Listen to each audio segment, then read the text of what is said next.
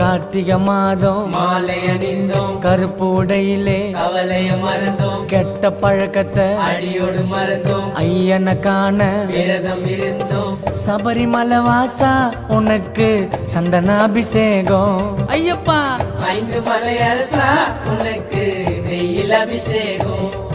எங்க உள்ளமே உருகுதையா உன் பூமுகம் கண்டதுமே, மன கஷ்டங்கள் தீர்ந்ததையா உன் சரணத்தை சொன்னதுமே, என் நோய் நொடி பறந்ததையா பம்பை நதியினில் குளிச்சதுமே, என் கண்களும் கலங்குதையா உன் அழகிய திருவடியில்.